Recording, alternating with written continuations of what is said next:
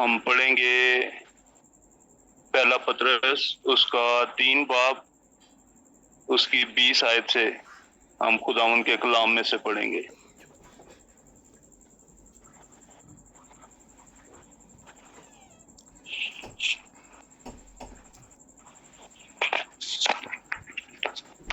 جی بھائی جان، پہلا پطرس۔ آواز آ رہی ہے میری؟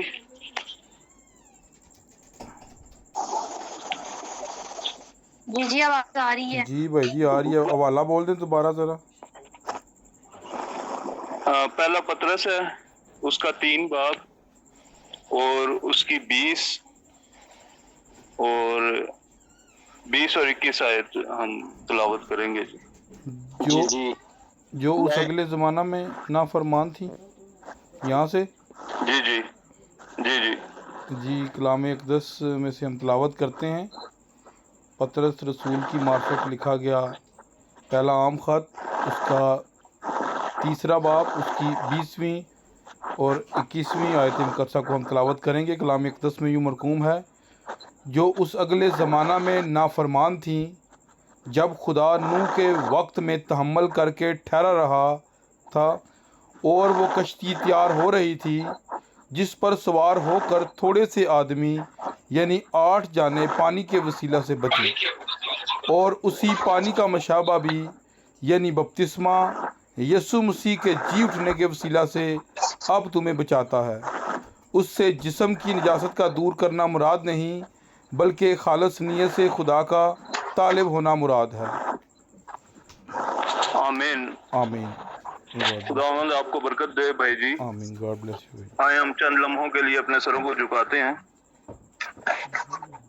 قدوس مہربان آسمان اور زمین کے خالق اور مالک مسیح یسوع میں ہمارے زندہ آسمانی خدا، دل کی گہرائیوں سے تیرا شکر گزار ہوں پیرو خداوند اس وقت لمحے اور گھڑی کے لیے جو تو نے ہماری زندگی میں بخشی ہے، تاکہ تیرے حضور آئیں، تیرے نام کو دن بات کہیں، تیرے نام کو عزت اور جلال دیں۔ بالخصوص ہے پیرو خداوند، ہم نے جی بھر کے تیری پرستش کی ہے، وقت ہے کہ ہم تیرے کلام میں سے تیری باتوں کو سنیں، تو بالخصوص ہے میرے خداوند تو مجھے حکمت دنائی اور عقل بخشنا، تاکہ اس کلام کے حصہ کو جو بھی ہم نے پڑھا ہے بیان کر سکیں اور اس کو سمجھ سکیں، سیکھ سکیں، اور اے پیرے خداوند بالخصوص اس کے مطابق اپنی زندگی بسر کر سکیں۔ اے پیرے خداوند جتنی باتیں ہوں وہ تیری طرف سے ہوں اور تیرے کلام میں سے ہوں، اور ہم سب کے لیے برکت کا باعث ہوں۔ یہ سب کچھ مانگتا ہوں خداوند یسوع مسیح کے نام سے، آمین۔ آمین۔ جی تو عزیزو، خداوند کے کلام میں سے ہم نے پڑھا ہے پطرس رسول کے خط میں سے اس کے 3 باب میں سے اس کی 20 آیت کو ہم نے پڑھا ہے۔ تو یہاں پر پطرس رسول جو ہے وہ نوح کے زمانے کی بات کر رہے ہیں کہ جو اس اگلے زمانہ میں نافرمان تھیں، جو خدا نوح کے وقت میں تحمل کر کے ٹھہرا رہا تھا۔ تو میں اگر اس کو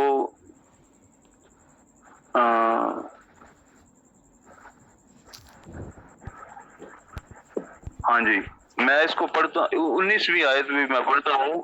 یہاں پر لکھا ہوا ہے: اسی میں اس نے جا کر ان قیدی روحوں میں منادی کی۔ خداوند یسوع مسیح کی یہاں پر پطرس رسول بات کر رہا ہے کہ جب وہ عالم رواح میں اترا، جب اس نے صلیب پر اپنی جان دی، تو وہ عالم رواح میں اتر گیا۔ بیسیکلی یہ ایک پلان تھا صلیب پر جان دینے کا، ورنہ ایک کمزور جو ہے وہ زوراور کو کیسے باندھ سکتا ہے؟ ایک کمزور جو ہے وہ کیسے ایک طاقتور کا مقابلہ کر سکتا ہے؟ تو صرف اور صرف یہ ان قیدی روحوں کے لیے ہوا جو اگلے زمانہ میں جو ہے وہ نافرمان تھی اور جو خداوند یسوع مسیح سے ناواقف تھیں، اور تاکہ خداوند یسوع مسیح کے وسیلہ سے ان میں بھی نجات کا پیغام پہنچایا جائے۔ تو یہاں پر پطرس رسول اس بات کو بیان کر رہے ہیں کہ خدا جب تحمل کر کے ٹھہرا ہوا تھا، جب 120 سال تک اس کا بندہ کشتی تیار کرتا رہا، جب نوح کو کہا گیا کہ تو کشتی کو تیار کر تاکہ میں اس کے وسیلہ سے تیرے خاندان کو بچاؤں، تجھے بچاؤں، تیرے بچوں کو، تیرے بچوں کی بیویوں کو اور وہ لوگ جو تجھ پر ایمان لائیں گے ان کو بچا سکوں. لیکن افسوس کی بات ہے کہ 120 سال تک نوح نے جو ہے وہ منادی کی ہے، لیکن کوئی بھی اس پر ایمان نہ لایا سوائے اس کے گھرانے کے.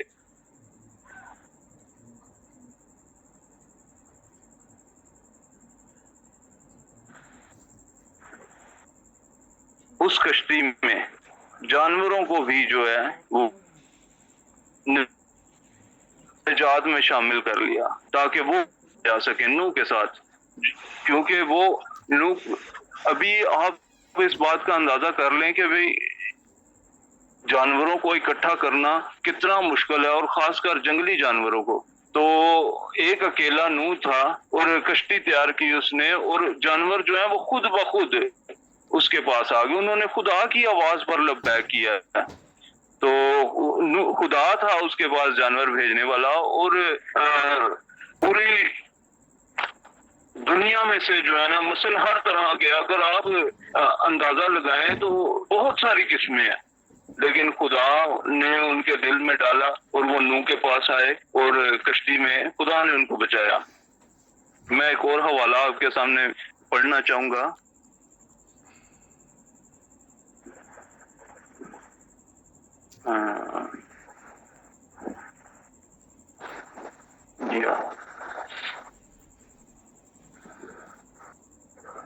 ہاں جی، اعمال کی کتاب میں سے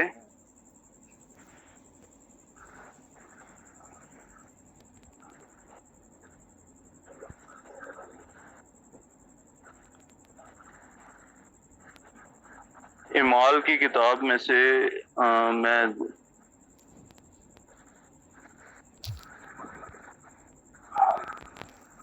اس کا 10 باب ہے.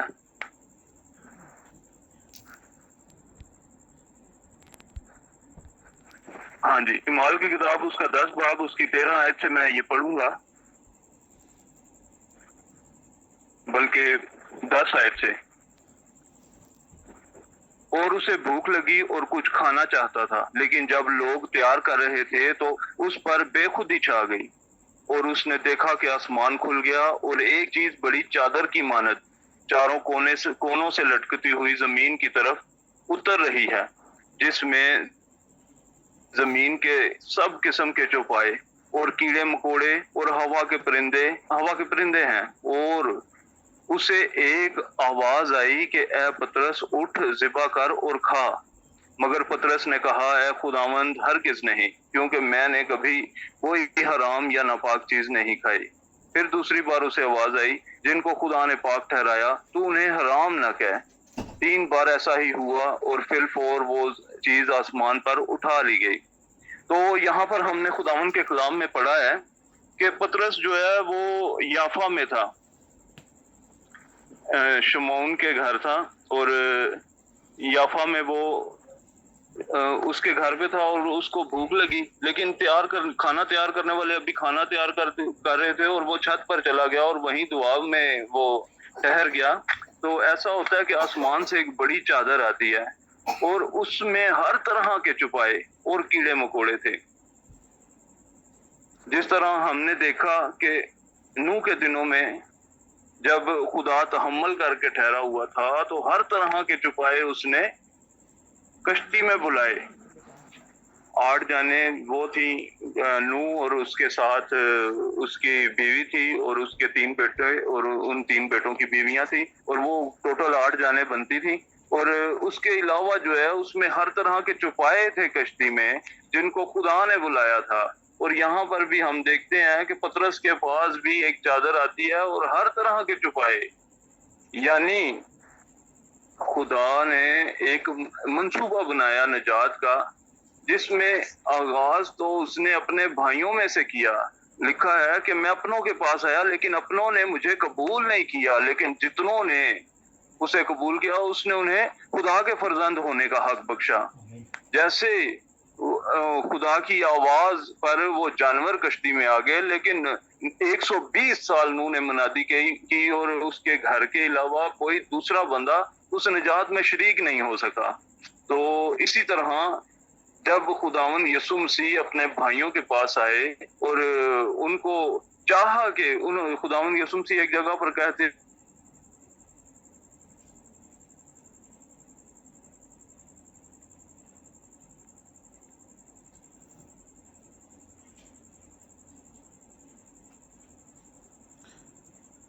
بھائی ڈسکنیکٹ ہو گئے ہیں. ہم دعا کرتے ہیں. خداوند یسوع کے نام میں جلال کے بادشاہ آپ کی حضوری میں آتے ہیں. اس نیٹ ورک کی پرابلم کو آپ کے یسوع نام سے دور کرتے ہیں.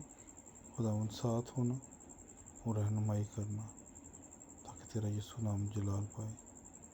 یسوع مسیح کے نام سے آمین.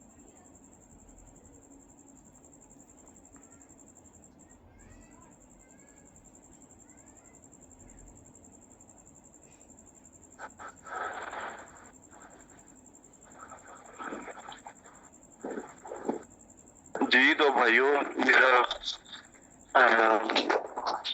سگنل پرابلم تھی شاید تو بند ہو گیا تھا. تو میں یہ بات کر رہا تھا کہ خداوند یسوع مسیح جو ہیں وہ اپنے بھائیوں کے پاس آئے لیکن اس کے بھائیوں نے اسے قبول نہیں کیا. لیکن جتنوں نے اسے قبول کیا اس نے انہیں خدا کے فرزند ہونے کا حق بخشا. اسی طرح خداوند یسوع مسیح ایک جگہ پر کہتے ہیں کہ میں اسرائیل کی کھوئی ہوئی بھیڑوں کے علاوہ کسی کے پاس نہیں بھیجا گیا. اور ایک جگہ پر وہ صرف ان کی عورت جو ہے وہ خداوند یسوع مسیح سے کہتی ہے کہ اے ابن داؤد اے خداوند میری بیٹی کو شفا دے. تو خداوند یسوع مسیح نے اس سے بھی انکار کر دیا کہ بھئی لڑکوں کی روٹی جو ہے وہ کتوں کو ڈالنا روا نہیں ہے. یعنی غیر قوم کے جو لوگ تھے وہ بنی اسرائیل کے نزدیک جو تھے وہ ایک جانور سے زیادہ ان کی حیثیت نہیں تھی. تو لیکن خدا نے جب بنی اسرائیل نے ان کو خداوند یسوع مسیح کو قبول نہ کیا تو پھر خدا نے اپنا رخ جو ہے وہ انہی جانوروں کی طرف کیا جیسے جب نوح کے وقت میں لوگوں نے اپنا رخ خداوند کی طرف نہیں کیا.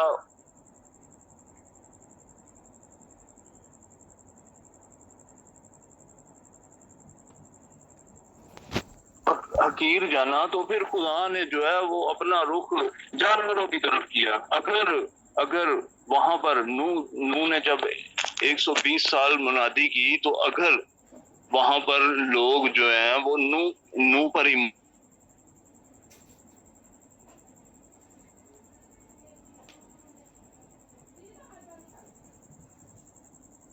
وہ اسی طرح بیاہ شادی کرتے رہے, اسی طرح ناچ رنگ ان میں ہوتا رہا جب تک طوفان نہیں آ گیا. تو اگر وہ نوح کی بات کا یقین کر لیتے تو کیا خدا اور کشتیاں نہیں بنا سکتا تھا؟ کیا خدا تھا جس نے ساری دنیا کے جانوروں کو بچا لیا لیکن انہوں نے آنا ہی نہیں چاہا.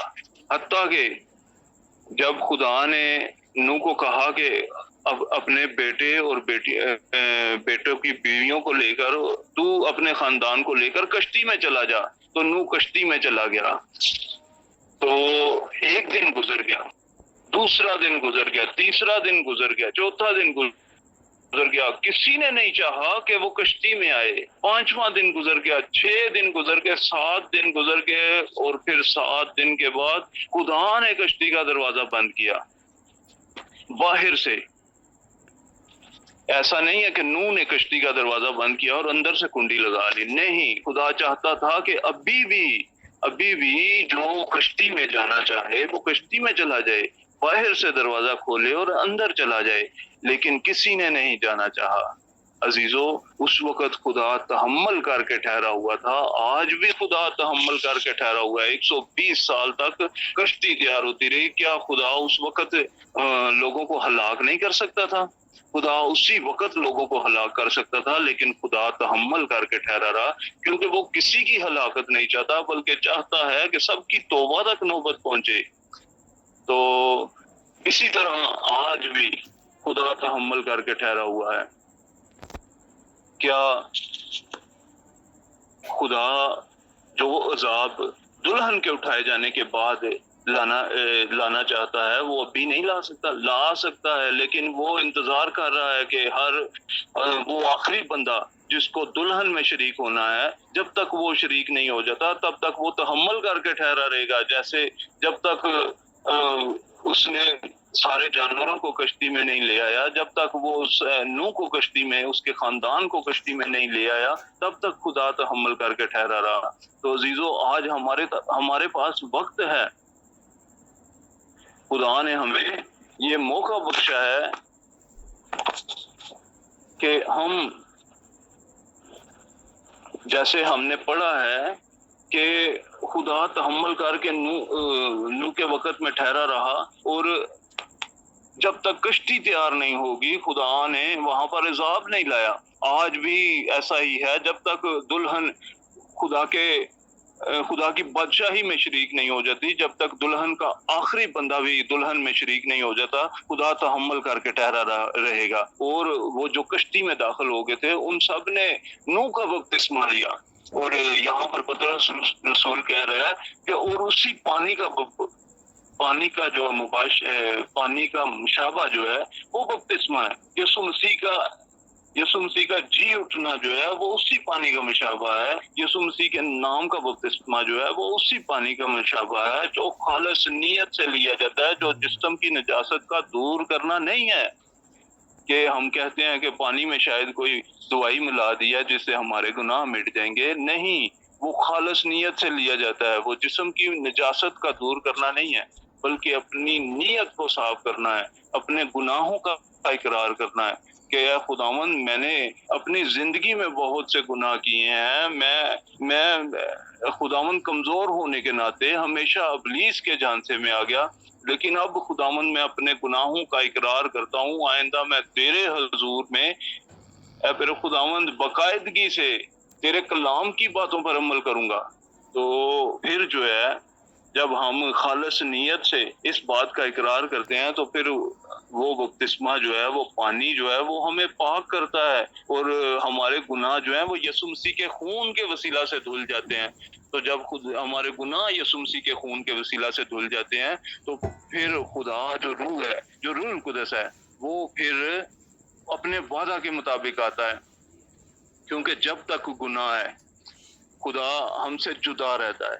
جیسے جب آدم کے اندر گناہ آ گیا تو پھر مزید گناہ جو ہے وہ خدا کو اجازت نہیں دیتا تھا آدم کے ساتھ رہنے کی.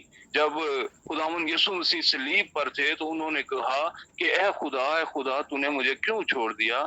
وہاں پر بھی جب خداوند یسوع مسیح نے یہ بات کہی تو خداوند یسوع مسیح نے ہمارے گناہوں کو اپنے اوپر لے لیا تھا، اور خدا ان گناہوں کے سبب سے مزید اس کے ساتھ نہ رہ سکا. اور وہاں پر خداوند یسوع مسیح کی اور وہ روح جو الوہیت کی ساری مموری کے ساتھ خداوند یسوع مسیح کے اندر تھا، وہاں پر ان کی جدائی ہوئی، اور خداوند یسوع مسیح نے اس بات کو صلیب پر دہرایا کہ اے خدا تو نے مجھے کیوں چھوڑ دیا.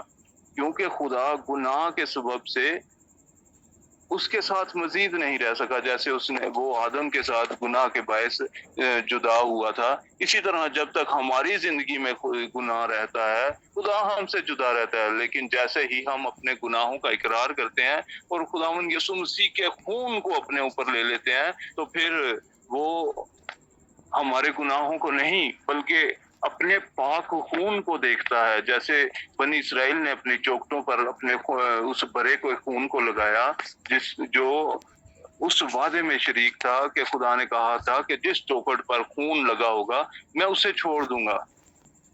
تو وہ فسح کا دن کہلایا، اور فسح کا مطلب بھی یہی ہے، درگزر کرنا، چھوڑ دینا. خدا نے بنی اسرائیل کو چھوڑا اور مصریوں کو ہلاک کیا، اور خدا نے بنی اسرائیل کو درگزر کیا. اسی طرح جب ہماری چوکٹوں پر بھی برے کا خون لگ جاتا ہے، جب ہم بھی برے کے خون کے نیچے آ جاتے ہیں تو خدا پھر درگزر کرتا ہے، پھر خدا ہمیں چھوڑتا ہے. اور جیسے خدا نوح کے وقت میں تحمل کر کے ٹھہرا رہا تاکہ جن کے لیے وہ کشتی تیار کی گئی تھی، جن کے لیے خدا نے وہ اس منصوبے کو تیار کیا، جب تک وہ اس کشتی میں داخل نہیں ہو گئے تب تک خدا طوفان نہیں لایا، بلکہ 7 دن تک مزید خدا ٹھہرا رہا.